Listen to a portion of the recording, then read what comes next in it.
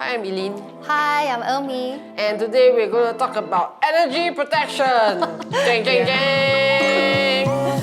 So, energy protection is extremely important, especially because currently the world is in chaos. So, everybody generally feels negative. If you are especially sensitive person, you may easily absorb other people's negative energies or negative energies from the environment. Okay, so how do we do general energy protection? First, you have to observe for yourself whether you are most affected by other humans' energies or most affected by the energies in the environment, or you always feel like there's someone watching you.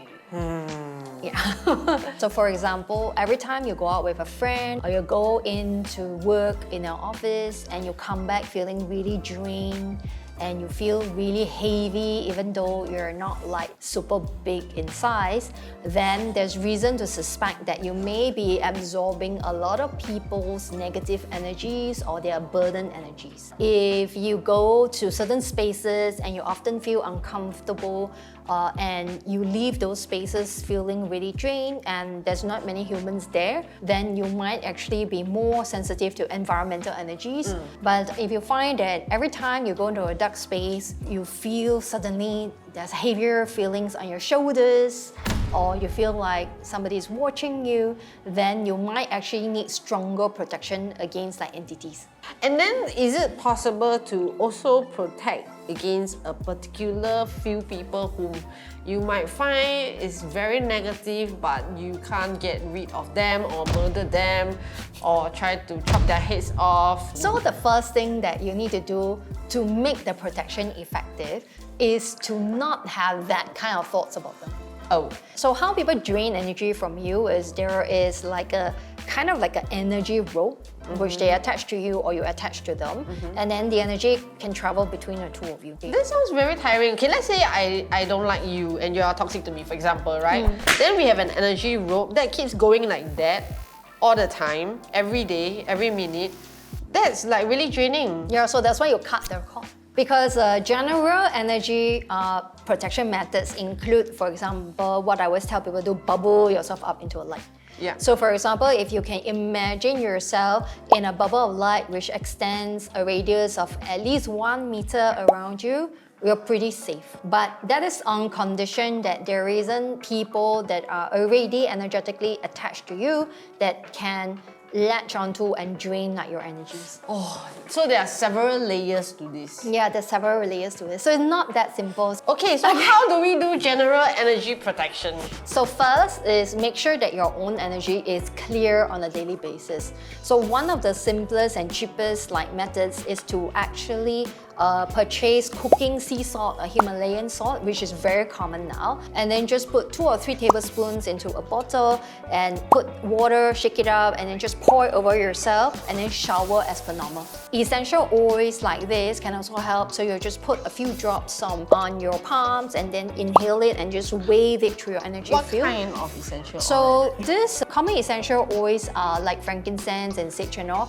but it's got channeled energies to help to sort of clear you as well. Yeah, so all this can actually help to maintain clarity of your energy. So once you are clear of most negative energies or stress and tension, it's then easier to protect yourself. You can also consider methods like carrying a crystal, and there are also some sprays that you can actually use. And then what about this? White sage and Palo Santo is also really good for clearing your energy. So all you need to do is to light the Palo Santos. It will start smoking, and then you can just wave it around your head and then your shoulders and just put it through your energy field. That will help to clear you. So one of the good things about this is so long as there's negative energy in the environment, it will keep smoking. So you can do the same thing with the sage. If you want to create a very strong bubble of light, it's actually easier if you close your eyes. Okay. Yeah. So if you close your eyes, okay, and then just sit comfortably, or you can place your feet firmly on the floor, And then all you need to do is to imagine that you're drawing energy from the earth or from nature, and this energy is going into your energy field, and your energy field is expanding and becoming a bubble of light around you. And you just see yourself seated in the middle of that light. And make sure that the light extends to the front, to your back, to your side, above you and below you. And without diminishing the bubble or anything, you can open your eyes. So effectively now your energy is sort of like bubbled. Some people ask me what happens like after a couple of hours. So you can actually just close your eyes again and do a quick tune in to whether your bubble is still there. If not, then you repeat like the process. So how do you maintain a bubble throughout the day is by staying conscious and aware throughout the day. So I think the worst case where somebody needed energy protection is really one of my first clients. I was doing energy healing for her, and when I first started, her energy looked as if she was wrapped in loads of dark cords of energy, and she was literally wrapped like she was like a dumpling, you know. One, she thought like she was a procrastinator and she couldn't get energy up to do anything. Secondly, she felt like she was always constantly tired. But when she went to the doctors, there was nothing physically that was wrong with her. It's a little bit like you're walking around with 30 kg of energy. So what happens in this case here was the moment we cut cord, she suddenly just felt so much alive, and she literally felt lighter. Okay, so what if, let's say my bubble is 2 meters and yours is 5 meters and we are sitting beside each other. How does our bubble interact? First of all, depends on whether I like you or not. If I don't like you, my bubble can knock you out. Yeah, you wouldn't feel like you dare to come close to me. Oh. Okay, so that's one thing. But let's say if you're my friend and I allow you to sit in my bubble, okay, and my bubble is 5 meters, you would be able to enjoy the detox and clearing sort of purposes, because if there's a discrepancy in the energy of the bubble, the one with the smaller bubble usually tend to clear or be in a detox state. Okay, because so actually you would stand to gain from it. Oh. But if your bubble is 2 meters, you're not bad as well.